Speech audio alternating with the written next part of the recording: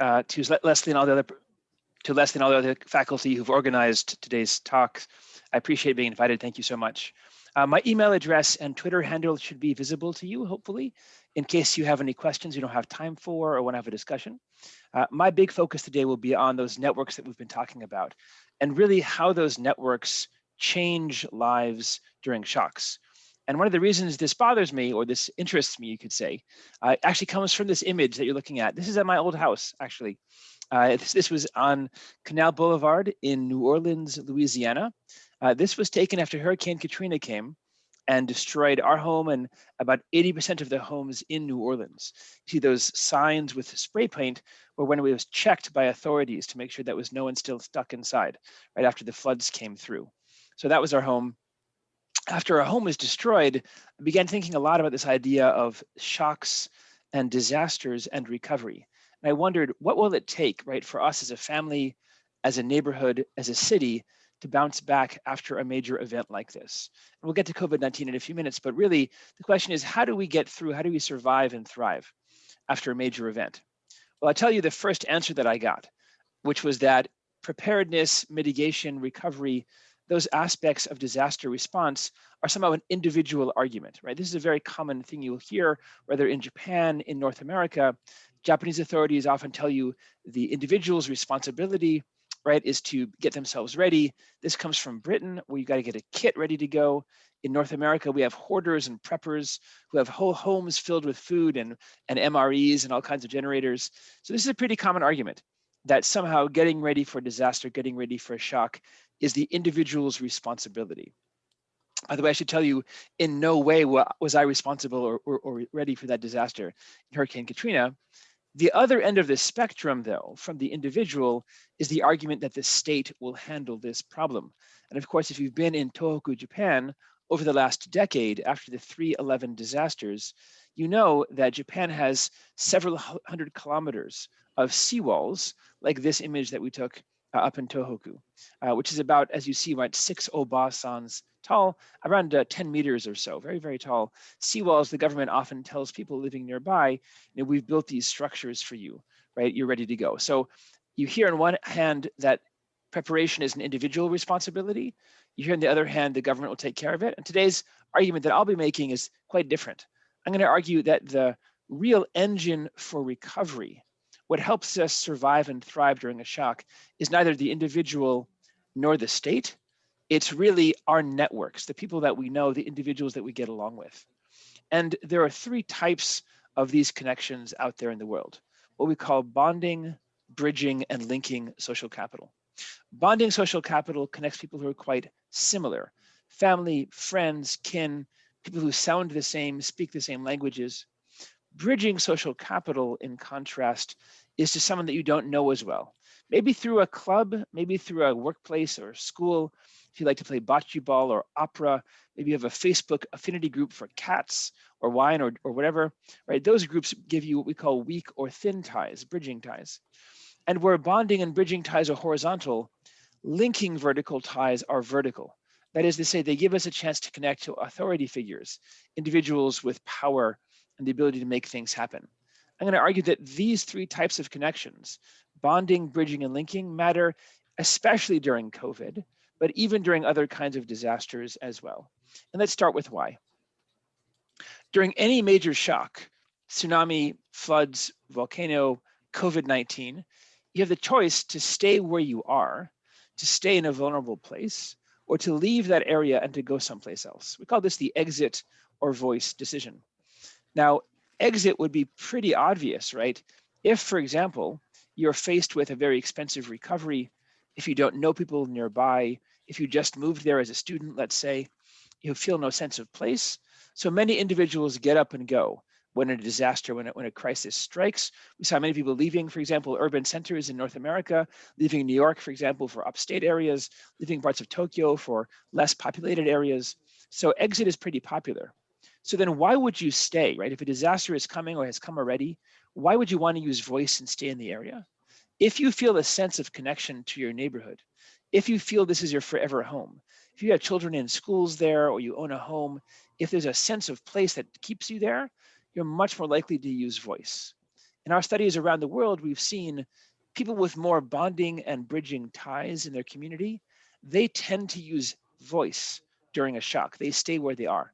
Individuals with fewer connections, less sense of community, those individuals leave that area in what we call exit. So even the very first decision on what to do during a shock is based strongly on social ties. Next, many of the challenges that we face during a shock require collective action, getting everyone together.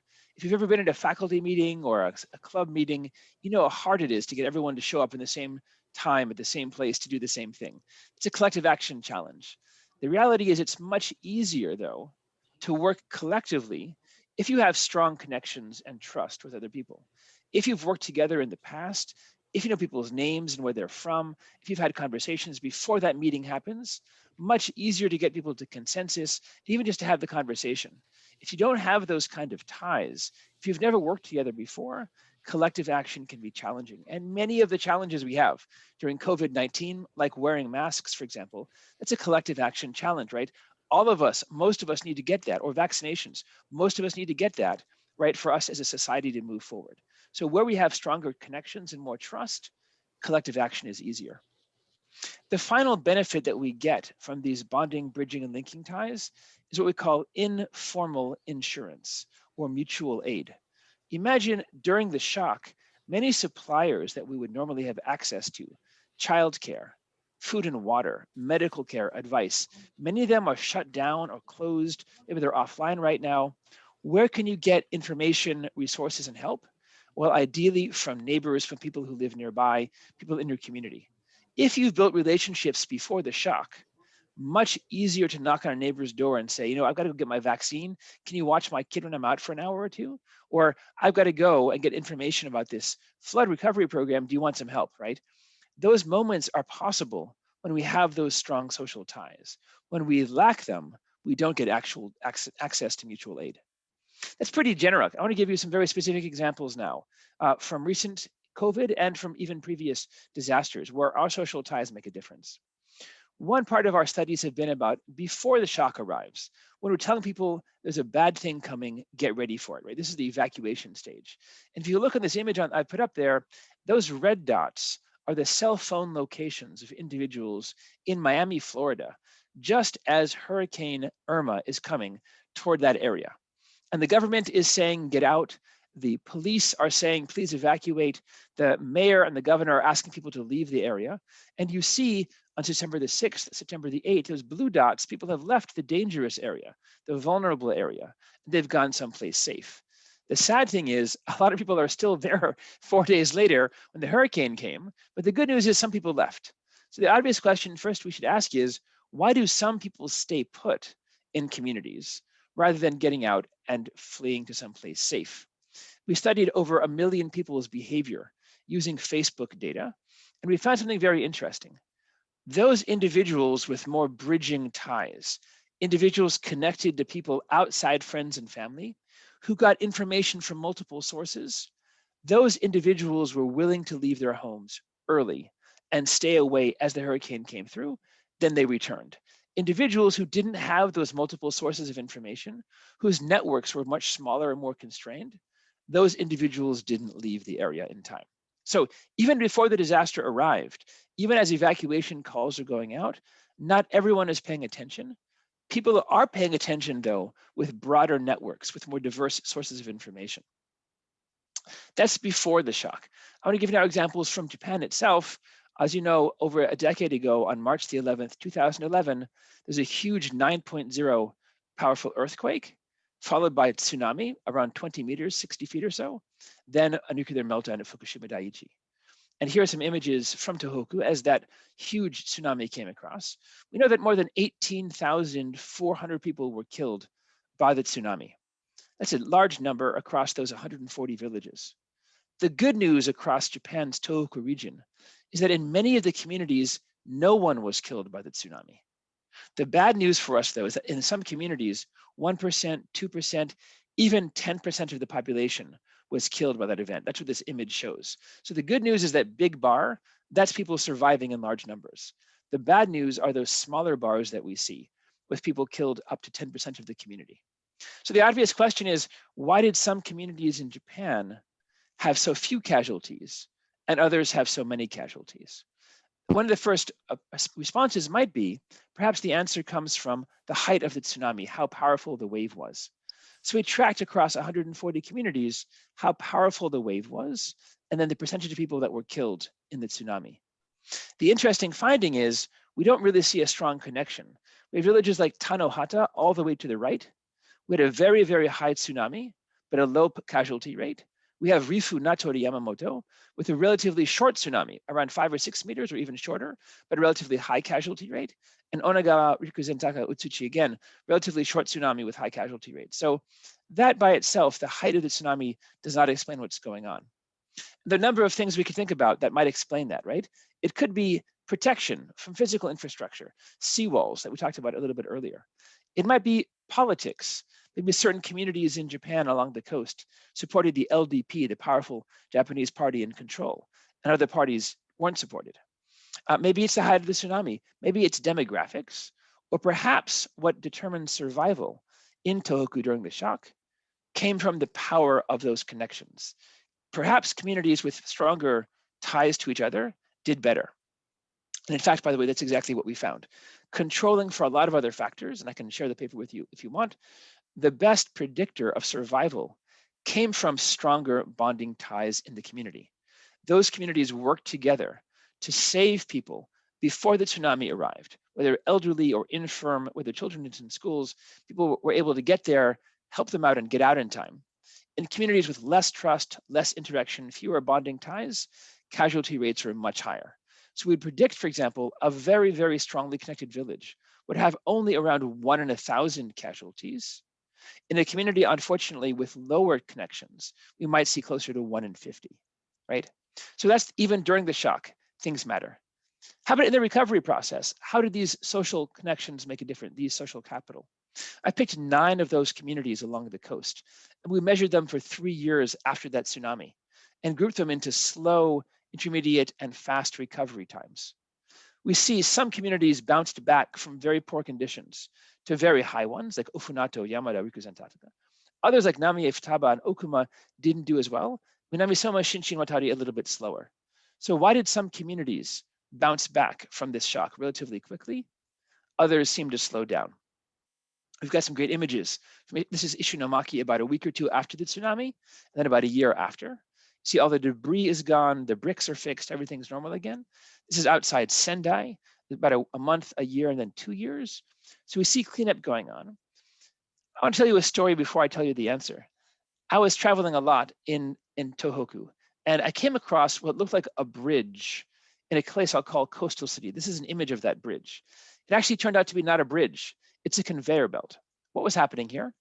This city built a conveyor belt that ground up the mountains nearby and used the rubble and rock to raise the downtown about 14 meters off of sea level, so that in the future, if another tsunami returns, they'll be on high ground.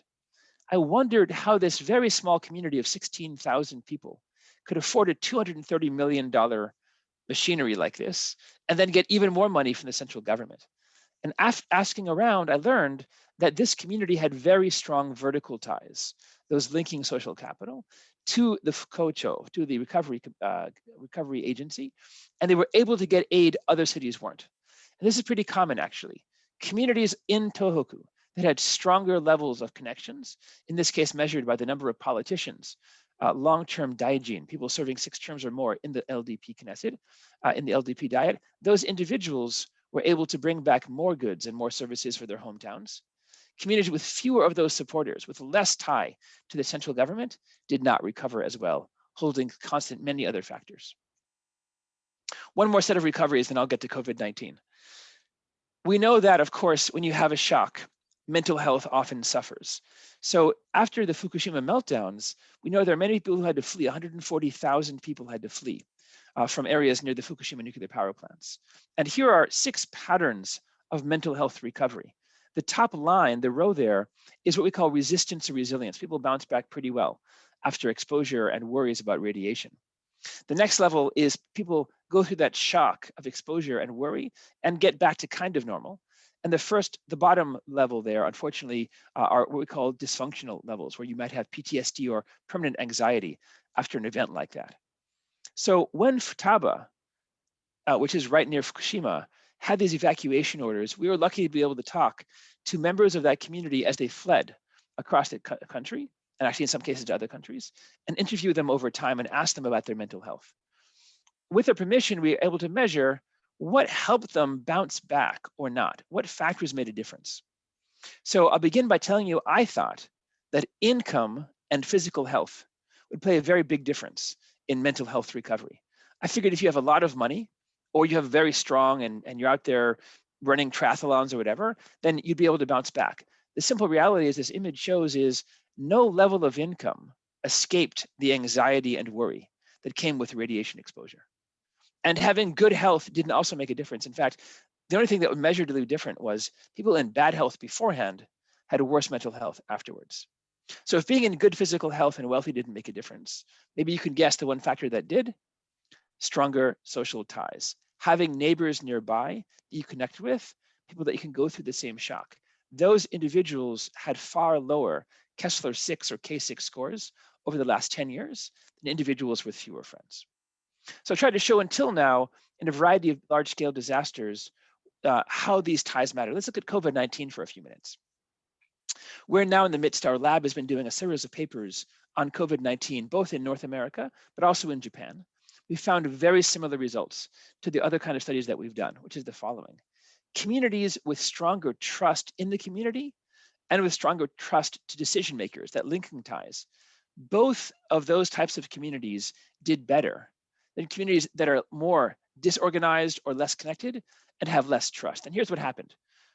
The left image shows those communities with stronger levels of linking ties kept out COVID longer. They had fewer cases or no cases for much longer than communities that had less trust.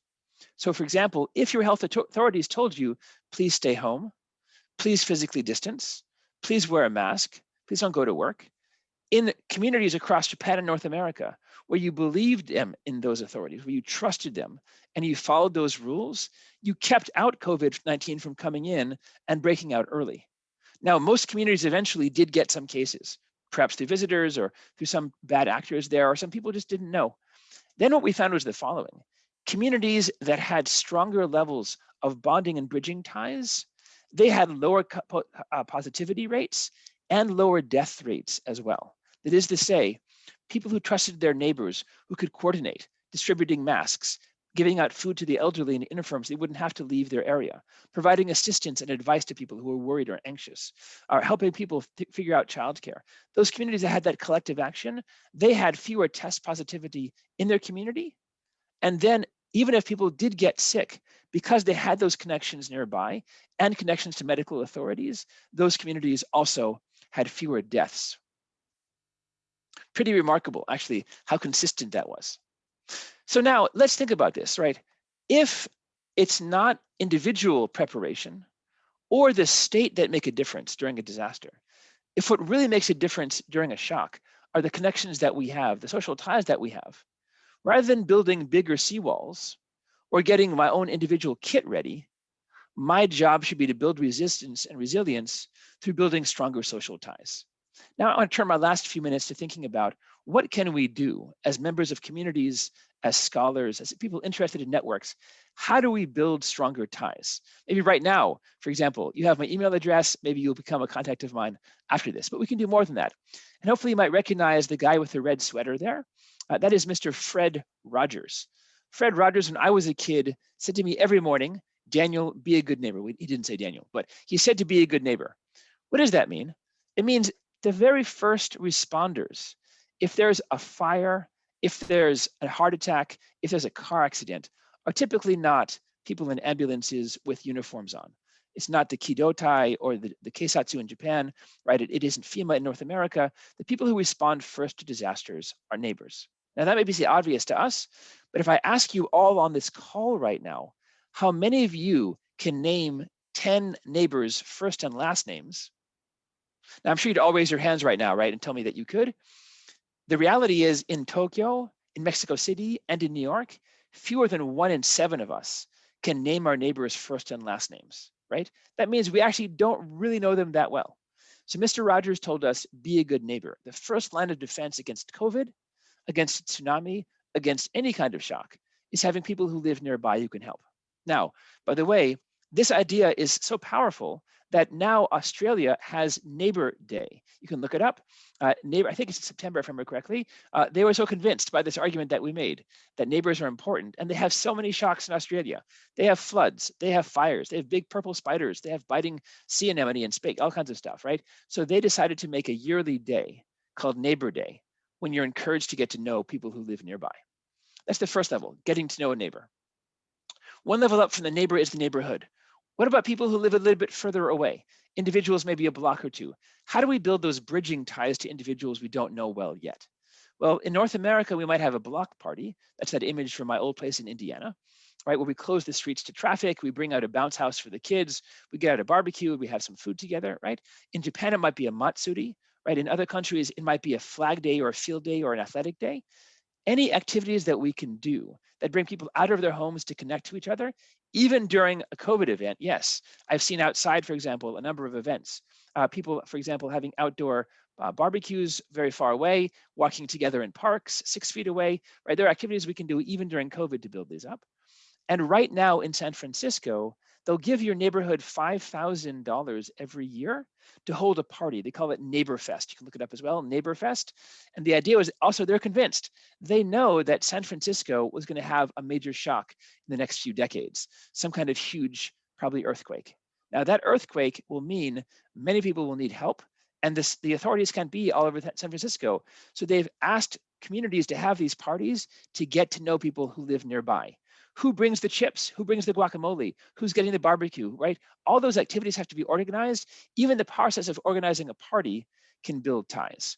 So Neighbor Fest in Australia, Neighbor Fest in San Francisco, Neighbor Day in Australia. Next image comes from urban planning and community design. Our physical infrastructure strongly influences our social infrastructure. For example, if you have no parks nearby, if there's no cafes nearby, there's no shade during the summer, I can guarantee there are fewer ties being formed. One of my students, Courtney Page Tan, she's now a professor, so she survived her thesis. She had to count every tree in Cambridge. We wanted to know where is the shade during a hot summer. And lo and behold, those communities that had more shade had more social ties being formed. So can we build communities, as Jane Jacobs would argue, that are organic, that have space for people to have interactions, dog parks, outdoor play spaces, right? Those are the kind of communities that build social ties and therefore build resilience. Bottom left-hand corner there, that is a boring meeting. It is a civic meeting, perhaps like this one, someone's talking blah, blah, blah, and you're all checking your emails and Facebook and everything else. But the reality is democracy needs those kind of zoning board meetings, school board meetings, upcoming events, elections. All those are the lifeblood of democracy, civic engagement. We want individuals to show up and to believe their voice and their vote matter. How do we do that? We have to get them to City Hall, get them to events, get them into the voting booth. Our lab thinks about ways to encourage people to become civically engaged in their community. The next image in the middle there, in America at least, and parts of Europe, faith-based organizations still play a critical role in many things. Churches, mosques, synagogues, spaghetti monsters, all of those kind of places where people gather and learn together or worship together or do service together. Those are other communities where we know people build bonding and bridging ties. The final image I got on this slide is what we call in Japanese chikitsuka, or community currency. And the idea is very simple. How do we get you into the community? How do we get you to volunteer? We offer you an incentive. In Toronto, it's Toronto dollars, like you see. In Onagawa, in Tohoku, it's Onagawa yen. In Ithaca, it's Ithaca yen or Ithaca dollars. All of these are ways of rewarding you for volunteering. You work for an hour, we give you 5 Toronto dollars. Now those cannot be spent at Dr. Coffee, Mr. Coffee, they can't be spent at McDonald's or some chain. They can only be spent locally, right? So that currency stays with local businesses. And those local businesses then give to other businesses. We have a virtuous cycle forming from your volunteer work in the community. So all 6 of these plans work. We've tried them out around the world. Building neighbors, building neighborhoods, changing this urban design, getting people civically involved, getting faith-based organizations and community currency and time banking. They work, we know, because one of our favorite projects is called Ibasho. It began in Masaki-cho there in Tohoku. It's spread now to the Philippines and Nepal. And you see here, this is our governing board. They're all spring chickens. You have to be 65 or older to be on the board. And the idea is Masakicho was formed primarily after the 3/11 tsunami. People were placed in kasachijuchaku, these temporary homes, right? They didn't know anybody. They wanted to build connections to each other, and they asked for our help. So with people like my partner in this endeavor, Emi Kiyota, we wanted to think through what can we do to build a space for people to build these ties, to build trust, to build engagement. We worked with Ibasho to help them think through what kind of space they want to raise the funds for it. And then Emmy told them, great, now you program it. What do you want to do? Do you want to have yoga or yogurt making classes, a library, right, or outdoor events? And we began to study what happens when individuals who had never met before began meeting at Ibasho or coming in for programming or going out in the community. What we found was Ibasho, this active development of social network, measurably increases network density, broadens them, and deepens efficacy, meaning people who were there had more friends, more sense of belonging, and a belief that their voice mattered. In short, we've shown through Ibasho and other projects that these kind of social ties are not set in stone. If you feel right now that your community, for example, is not very active, if you don't know anyone in your community, I asked you before about neighbors, you don't know any neighbors, no problem. These ties can be changed through active engagement. Okay, so I began by talking about the common misperception that even I had early on, right? Which is, what does it mean to get ready for COVID-19? What does it mean to get ready for Fukushima or for a disaster like a hurricane? Oftentimes people will tell us it's your job individually to get ready. And if you, of course, if you're able to, that's great. If you have your own cell phone charger and you have water and food and a little kit, that's fantastic. Of course, the question will be, how long will that last by yourself? Or the other end of the spectrum is you live in a community that has huge physical infrastructure or big hospitals or other evidence, right, of state investment, state involvement in disaster and mitigation and planning, right? So those are arguments, right, that the individual or the state are the controls for disasters. I've given a different approach. I've argued today that what really drives the process, right, of getting together, what really helps us organize and respond to a shock has very little to do with the individual and everything to do, right, with the broader community, the broader networks that they have. And I've argued that there are bonding, bridging, and linking ties, ties horizontally and vertically that tie me in or not into existing networks out there to make new connections, weak or thin, or vertical ones. Now, we might think that sounds really nice. Who cares, right? We saw in a number of examples from North America and from Japan, horizontal ties and vertical ties were critical elements, more important than other factors, in helping people survive and thrive during a shock. We talked about, for example, evacuating. Evacuation wasn't just a question of how I felt, it was who I heard from. What information am I getting? Those communities with broader networks, more diverse information, those people fled and left early in a safe way before the hurricanes arrived. Those same type of horizontal ties made a huge difference for mental health recovery. After the Fukushima meltdowns, individuals who had known neighbors, who felt they had someone they could talk to nearby, they did much better than individuals who had no such ties. How about the vertical ties? We need those as well. We need those in the process of rebuilding. We need to have decision makers, people in elected office, in the government, local, regional, and national, who have our interests at heart, people who respond to us, right? So those vertical and horizontal ties matter. And the really good news is the following. Many times, whether you're, let's say, someone who's infirm or old, or you can't get your own kit together, we worry, I'm doomed, right? When something bad happens, I'm in trouble. These kind of social connections can be actively built. I gave six examples from around the world, whether it's Neighbor Fest or Neighbor Day in Australia, examples of Chikitsuka, of community currency, and time banking. These are ways that we can actively build our connections. So even if you're right now in a community, you don't know anybody else, you're a student in a dormitory, you're a temporary worker in a 9-month contract in a large apartment complex, we can actively build these kind of connections. So hopefully today, I've tried to make the argument that what really matters in a shock, whether it's COVID-19 or hurricane, is the kind of connections that we have. And those are connections that will help us for the future as well. Thank you so much. I'm happy to take questions now.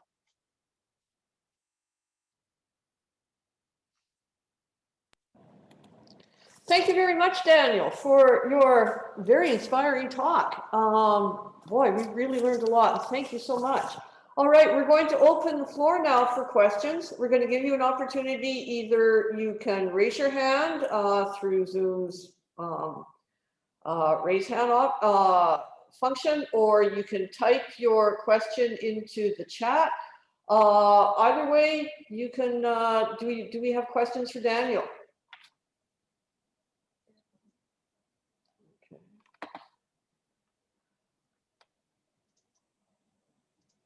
Okay, I thank see you. hands up, yeah.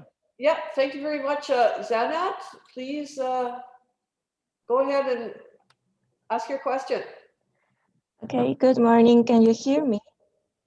Yes. Okay, thank you very much for your interesting talk with, as you mentioned, several examples from all over the world. This is more like I would like to ask your point of view on this regarding on something. For example, in my country, during the earthquake of 2017, civil society was very quick to respond, even before the professional rescuers that took a little bit while to go and do their thing. They also collaborated with helping quick healing, food supplies and other things. Also, people from other states, they used buses and cars, their own cars, to gather more aid to the central parts that were hit by the earthquake. However, as time went by, that kind of quick response disappeared. And actually, I wonder how much this has to do with the fact that many of these communities do not have many economic resources. Also, for example, when there was a very big wave of migration from Guatemala, the southern zone of my country first were very open to receive them, to give them food, to give them shelter. However, this also, because this wave lasted like months, this aid also eventually burned out, because actually the southern communities also are quite poor. So how, in these conditions that are quite economic deficient, how can does these measurements work, or is there, because on my humble opinion, I think there have to be other strategies put down for a short-term emergency response, mid-term, and also long-term emergency response? Yeah, this is a great question. And certainly what you've described is pretty normal, that initially the community is very much responding well before authorities are there. They're organizing food and water and shelter, right? As time goes on, a lot of things happen. First of all, there's a professional response from the state that tends to push out that, let's say, bottom-up response from the community. That's pretty common around the world. Whether, for example, earthquakes that we studied in Israel or in places in India, parts of Africa as well, parts of North America, it's very common that over time, especially as people's own recoveries become more clear to them. For example, I don't have as much time to volunteer if I'm building my own house back, right? Or I'm thinking about my new job I'm trying to get. So oftentimes professionalism displaces that civil society response. The other thing that happens, of course, as well is civil society tends not to have the resources, right, to do the long-term recovery. Let's say you have to rebuild a hospital or rebuild a bridge. So those kind of resources have to come vertically from the state. And then again, that's why the professional responses are there in these societies. You've asked about other resources. Of course, if you had, for example, and I can talk from experience in Mexico City. Outside Mexico City, after the earthquake there, local communities that were poor beforehand, of course, were poor afterwards. The difference, though, is that some of the poor communities could better manage the recovery process and also organize it by having internal cohesion, even without financial resources. And they're at an advantage, right? They have some, let's say, leg up over communities that are also poor without that. So yes, ideally we'd have resources for every impoverished community, and that would come with education, for example, and training. But even for impoverished communities, these social ties give them the advantage, at least, of doing to tell authorities, this is our vision of the future, right? Rather than a cookie cutter response, something that the state designs, if the community is well organized and trusts each other, they can say, you know what, we have a vision for what to do now, rather than just fixing things as they were or building back bridges or whatever. We have a vision. This actually happened in parts of New Orleans. The very poor communities in Village de l'Est organized before the government got there and told them, you're not just going to build back as it was. We've got a vision, and they changed things around. So it's a really great question. And I would say, yes, definitely financial resources will help, but these social ties build how those financial resources come down to the government. Okay, and one more question. You mentioned the case of Japan about Ibasho that started with local elders. What I have been observing in my, I work with indigenous communities here in Japan, and in those cases also elders are highly active. So, however, in contrast, younger members of communities tend to be more preoccupied by financial security. So they travel to very distant places. The community spreads away distances from each other. Because also these type of jobs are temporary. There used to be a time in Japan when jobs were a little bit more stable and long-term. Companies hiring you for life, but that is not the case anymore nowadays. So that also puts strains, difficulties in constructing the communities. So how can that be overcome or aided? Yeah, that's a great question. The youth versus elderly involvement. I mean, the simple reality is many people who are younger are simply more mobile and less interested in putting down roots, right? They might not have children yet or plan on surviving or living there for a long time. I spoke to survivors of Fukushima who told me they didn't care about radiation. They were going to go back to their hometowns. That's dedication and belief in a hometown that most people didn't show who were younger. So it's a problem. Oftentimes it is the older people who do want to get involved. The younger people are more likely to do mobile volunteer work, to go someplace else. We did see in Tohoku some people coming in right from Tokyo, Osaka, into small communities, right, to do work in like Yamada, for example, because in Takata. So I don't know. It's a good question. I'd like to have some suggestions.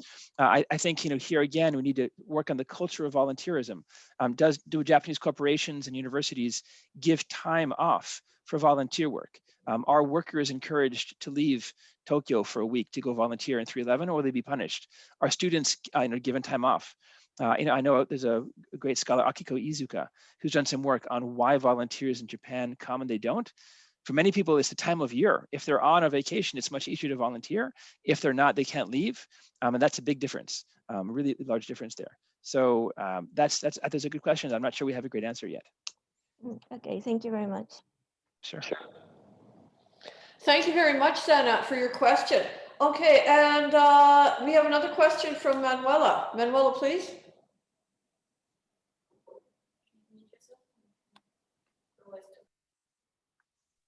Okay, thank you.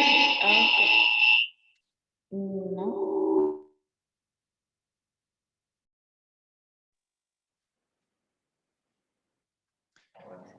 Well, because we're sitting in a room. Can you hear me now? Yes. Okay, because I'm not sure what the setup here with I'm talking over there to Leslie's fancy microphone. Thank you very much for your very, very interesting, insightful presentations. Like I had a list of questions and kind of the first thing that I'm interested in is kind of connected to what you explained about that the more resources of information people have, the more likely they are willing to either or able to act to save their livelihood. And another thing is that there's a difference. I saw you have like different kinds of places you talked about. You talked about San Francisco, and then you have like rural areas in Japan. So you have the urban, rural, very different kinds of setups of way people live, whether it's like suburban, urban, very rural. And I'm just wondering, also from just my personal experience, I come from a metropolitan area, from Berlin. So there too, depending on where you are, only because it's a metropolitan area doesn't mean that people don't have social connections, right? Because you kind of have that image in your mind, or maybe it's a cliche, I don't know, that in an urban, people are more likely to have strong connections. But on the other hand, now here I live in a very rural area. So you would expect maybe in the rural area people would have stronger connections than in the city. But I kind of have experienced kind of like both. it's both impossible, either urban or rural, to have either strong or weaker connections with the community. And I'm just wondering what your take is on that. If you have maybe some explanations or insights, and because you asked the questions, okay, how do we make stronger ties? And my idea was very naive, thinking, well, maybe where you live, urban or rural, suburban, urban, rural, it's a factor, but maybe it is not, listening to your talk. And because it is also the source of information, maybe people in the metropolitan area are more connected to the internet, they're more connected in general to information sources, and maybe people in smaller networks aren't. But this is just kind of a conflict between my idea that I had in mind, but then maybe it's not quite like that. So if you have some insights into that to clear that up for me. This is a great question, and it's a lot of things you mentioned. So I want to start with it with a few things. One is the urban-rural divide is a very old stereotype in North America as well. Oftentimes, the city is depicted as a dangerous, fragmented area where you lock your door at night, and the rural countryside is where everyone gets along and they build barns or whatever the images of North America. And the simple reality is, and all of our studies show this, social capital is block by block, neighborhood by neighborhood different. Even the very same, let's say New York City, which of course is 8 million people, right? Or Tokyo, which is 30 million people. If you drill down, right, one block can be very cohesive and the block nearby can be quite different. The same with the rural area. We've been studying Rikuzen-taka to other places, right? It's not that the entire village knows everybody else, right? There are strong nodes and there are weak areas, there are dark areas. So, I think honestly, my own personal opinion is that a lot of this has to do with experience. Like we saw in Kobe during the 1995 earthquake versus Mano and Mikura, for example, where Mano had strong interactions beforehand. They had worked together on big problems. Mikura was literally right next door, right? This was not some, urban area. Mano and Mikura were neighbors, and they both faced the same fire, and Mano self-organized, right? And put out the fire, and Mikura watched their homes burn. And again, that wasn't because they had different levels of money or different levels of the population. It was because Mano had worked together and they knew each other. They could organize quickly, right? They said, Mr. Tanaka, you grab the fire hose. I'm going to go grab the pump. Okay, you grab the buckets. I'm going to grab the whatever. So that kind of moment, right, came from years of experience. So I think that's a lot to do with it. Communities that build these self-perpetuating cycles of interaction and trust, they have a reputation maybe for working together. Other communities are known for being, let's say, shorter term areas. People don't turn over a lot more. So again, I think the rural urban myth is really overplayed because we see strong variation from community to community. The bigger question, of course, is then, okay, well, you have two communities side by side, how do you build them up, right? And this is where you go back to these ideas of community currency, the ideas of civic engagement, that kind of stuff. It has to start someplace from an active process. The other thing I would also wonder here too is, to what degree do people think it's changeable? And I think a lot of people sort of envision their neighborhood as, oh, I know I lived in, for example, Hiro and Shirokai Takanawa in Tokyo for a while. And people that I would talk to were very long residents there. And in their mind, nothing ever changed, which may not be true, right? And I wonder what degree our own images of our communities are not necessarily in line with, do I really know 10 neighbors? This is, I was asking you, Dr. Hartwig, if I asked you, do you know yet those 10 neighbors? I'm sure you do, but if, what would you do? Would you go to the karaoke club on Tuesday nights at the nearby, Roppongi Hills, or whatever? Like, what would, I'm saying, like, so those kind of things, maybe the way we build connections in one community is quite different than the other. Maybe it's a 4-H club in one community, maybe it's a kyokai in the other, maybe it's a matsuri in the third. Well, actually, building on that, it's, there is now an NPO where I live. I live in a very old, castle town that is a couple of kilometers north from here. It's a couple 100 years old, but this town is struggling a lot. They have 20-25% empty houses, and there's not much. There's not even a supermarket. They had closed down a couple months ago. So, and then there's the other town next to it, which is really thriving, which have a much stronger community. And the town that I live in, they have also an NPO started to kind of get the life back in, and also trying to get those connections in. And they struggle to build stronger ties. And I was curious about that currency you were talking about, to kind of as an incentive to make that work. So did you say this is something that also exists in Japan? Yes, yeah, there are a number of programs. Some of them are very sophisticated. They actually have a debit card. So I go volunteer, I tap my debit card, I get back, let's say 20 points. Then I go someplace else like a local store or a food mart or whatever, and I tap it and I give those points for food or for clothing. That's very sophisticated. Others are much more simple, right? They keep track of an hour of time and I get an hour of time back. As I mentioned, Onagawa actually has this. They have a system called the Onagawa Yen system up in Iwate, but there's a number of the communities that have debit cards. Some local governments run them. The big difference really is, is it local government run or run by an NPO or NGO? That's the big difference in this kind of community, but they work really well.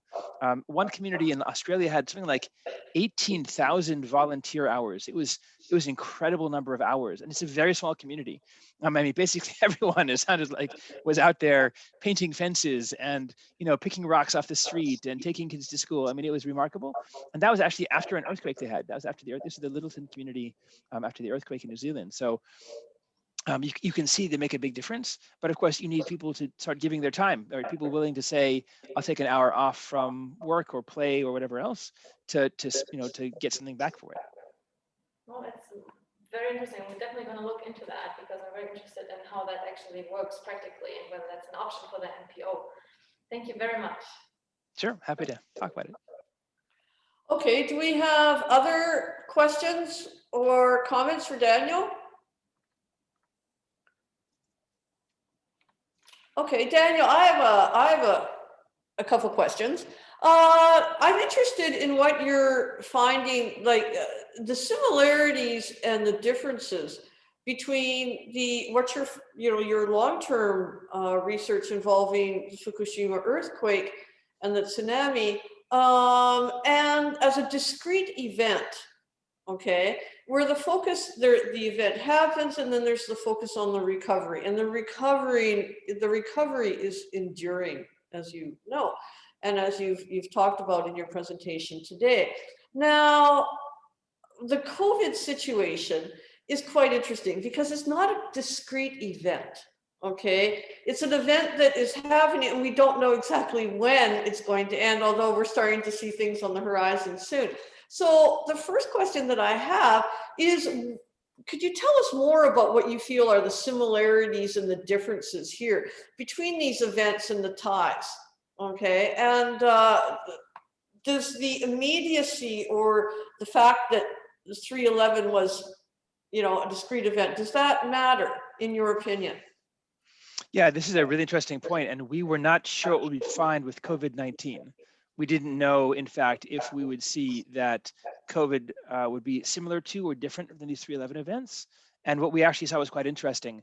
So the same kind of organizations in North America and in Japan, for example, Cho Naikai in Japan did a lot with masks and everything else. Here in North America, it was churches, synagogues, and mosques doing a lot of stuff, local NGOs, volunteer groups. So the same networks that are there in communities activated, the same way they might after a fire, the same way they might. So that is quite similar. I think the challenge here is the fatigue, right? Which is that you're asking, I mean, certainly, as I mentioned before, everyone wearing a mask is a collective action problem, right? Wearing a mask might feel like a burden to me. Maybe I already had a vaccine or whatever, or for a while, maybe I was a young person. So if all wearing a mask and staying home, those are sacrifices I've got to make individually, right? For someone's grandmother, let's say, further out, right? So that's really a very good example of collective action. And actually, most countries did really, really well. I mean, there are, of course, examples and anti-mask protests and all that kind of stuff. But the reality is many societies showed that we have the empathy, compassion, and ties, and the willingness to wear masks, to stay home, to not have concerts, to not go to events or parties. Of course, there are always exceptions, right, that show that broader rule. But I was actually quite impressed that even during this long-term event, now the problem, of course, is every resource gets depleted. There's only so many rounds you can ask for help or anything else before you do feel a bit of fatigue. I think that's the difference here, that for many societies, we've kind of been on this war footing for over a year now, right? Where many people haven't gone out, their kids have been home if they're able to have an education at home through virtual learning. Maybe as professors, for example, we couldn't travel.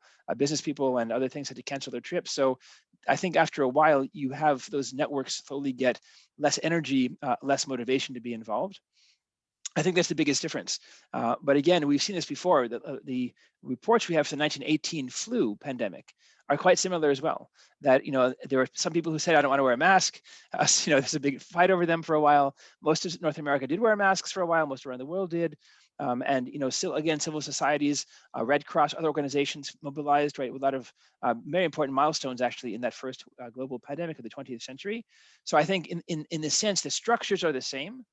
How they play out over time, though, is quite different. I would actually add to that, by the way, that the Fukushima recovery, in my mind, is still ongoing because the disaster is still ongoing. So with Fukushima's case, even 10 and a half years now, right, Futaba residents still aren't home yet, right? There's still decontamination going on. There will be decommissioning going on for 4 decades. So in a sense, the Fukushima disaster is still ongoing because nuclear power is still a critical part of life in that prefecture and in those towns, Namie, Okuma, Futaba, those communities, Minamisoma. So that's what I would say, that disaster also is kind of sapping energy over time because it's been going on for so long. By the way, there's a great question. Sorry, I just saw a question in the chat. Yeah, I'm just going to that too. Okay, thank you so much. Okay, for your answer. Okay, the question in the chat is from Yoshimi-san. There. Can you read? You can read it, Daniel, right? Yeah. Yeah. Okay. So Yoshimi Sensei asked the following question. So the question is, in Japan, there's a widening social status gap that makes creating social capital difficult. This is obvious from the fact that officers in a ward in Tokyo refused homeless people entry into the shelter when a warning was issued during a big typhoon. So this implies how difficult it can be to build a community when no one is left behind. How do we respond to this issue in today's modern society? That was one question. And the follow-on was, many matsuri have disappeared, many festivals have disappeared because people don't want to volunteer. So these are tough questions. How do we make sure that people have the sympathy and empathy for someone different than them? Whether it's homeless people, we have the same problems, of course, in San Francisco and other cities. We have very, very wealthy cities that simply have a very large homeless population that seems at some level almost ignored by the average dweller. How do we build a society where everyone is included, where we care for everybody? I mean, there's a lot of things we can do. One is thinking about equity more generally, right? Is there housing available? And this is a structural, a homeless person going into a shelter is maybe a 1 or 2 time issue, but a broader equity issue is, is there a safety net for individuals, whether in Japan or North America, who are currently unable to hold a job, right? What happens for them? Do we have a safety net for them? Whether it's an apartment of their own. Many societies, Norway and Sweden among them, now provide homeless individuals with shelter, a permanent shelter of their own. They find it's incredibly helpful in getting them back into society, whether it's past mental health issues or alcoholism or opioid addiction in North America, or getting them a place to stay that's safe, right, from physical harm. So there are a lot of things the society can do, right, to think through. How do we make it equity there? But then also about training, right? What are we doing? How are we teaching our children? To what degree do we tell our children civic engagement matters? Getting involved matters, right? Volunteering matters. I think we've had periods of time in North America when, for better or for worse, we've really focused on things like wealth creation, on Wall Street, on making money. I remember in the 1990s, many of my students went on to become bankers. And now in the 2020s, it's very different. Many of my students now are going to volunteer groups for NGOs. So I think you see a shift, right, about this idea of how do we build a society, a good society, where people have space. And that's going to come, unfortunately, slowly as we get people to think through other people's problems as their own, as we see equity as a core issue, whether it's for homelessness, for example, or drug addictions or other things. And I think the Matsuri question, the festivals disappearing, is similar. I think for a lot of people, especially right now during COVID-19 or even before, maybe they don't see themselves as having the energy or the time. But again, we have to prioritize this. This should not be an afterthought, right? I call this the social and civic infrastructure. Many of our societies put in hundreds of millions of dollars into physical infrastructure. Japan's a good example. 240 billion US dollars have gone into building the seawalls along Japan's coast, right? $240 billion US. Less than 1% of that has gone from the government directly into NGOs. Same numbers, by the way, in Boston, where I live, a very progressive city, 97% of the money that we spend on climate is physical infrastructure, and less than 3% is on social infrastructure. how are we connecting to citizen scientists, to local residents, to civic engagement, to getting them involved in zoning planning? So again, our societies have priorities that are often skewed toward investing in the wrong thing. We often invest in those tetrapods or concrete buildings or hakamono, whatever, rather than thinking through, those local fukushi shakai, the welfare councils, or the churches or the synagogues or the mosques, right? My push, actually, I've got a book I'm working on right now on why we overinvest in physical infrastructure, these big structures the government builds, and we completely underinvest in the social and civic infrastructure, right? The trust, the interaction. So I don't have great answers right now, but I definitely believe part of this is a societal, institutional question. We should be investing much, much more in our people, in our society, and our equity. Thank you very much, Daniel. Yoshimi, did that answer your question? I'm going to assume yes. Okay. All right, Daniel, I have one more quick question for you. Okay. And actually, what you said about civil society organizations, reminded me of a conversation I had a few months ago with a colleague about the role of civil society organizations in disasters. Okay. Both natural disasters like Fukushima, and this, the COVID disaster, which I'm not, we're not going to worry about defining it as a natural or unnatural disaster. Now, what do you see, from based on your research and as your experience, as well as what you've seen in the United States, and that, what do you see? Do you see any difference in civil society's role, like a civil society organization's role? Depending on the disaster, depending on the situation.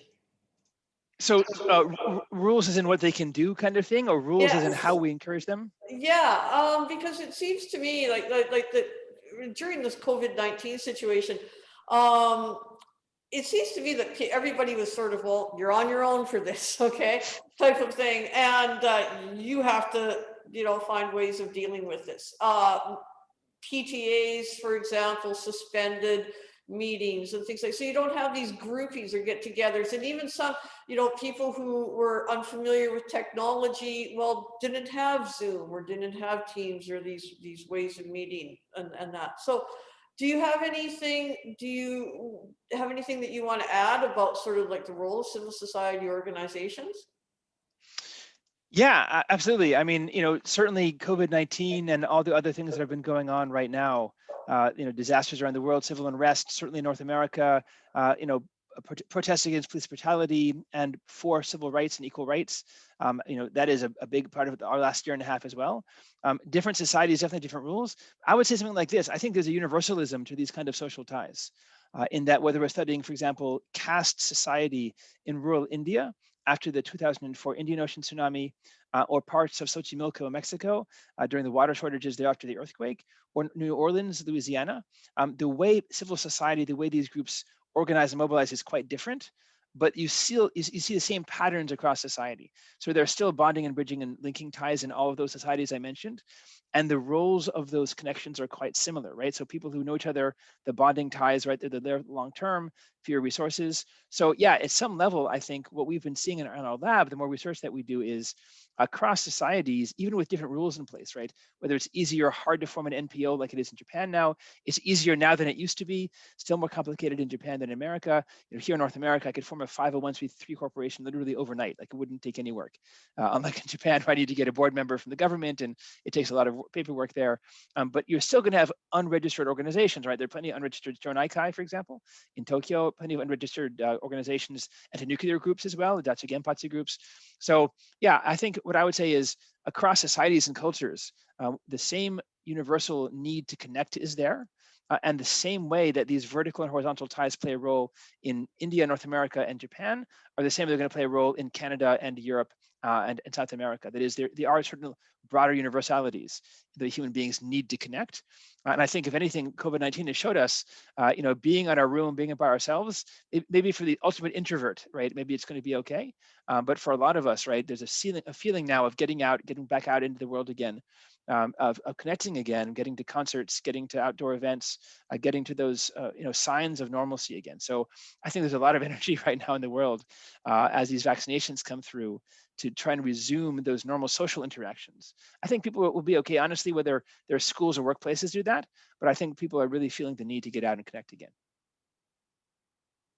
Thank you very much, Daniel. That was a wonderful, thank you very much for answering my question. And yes, do we have any other comments or questions? No, it doesn't look like it. Thank you again for a wonderful presentation, really inspiring. Your research sounds fascinating. I'm really looking forward to your next books, okay? I've got the other ones and I've enjoyed them thoroughly. So thank you so much, Daniel, for taking the time today to be part of our conference, to tell us about the research. And this is an amazing kickoff event for our conference. Thank you so much. Thank you all so much for listening. Okay, thank you.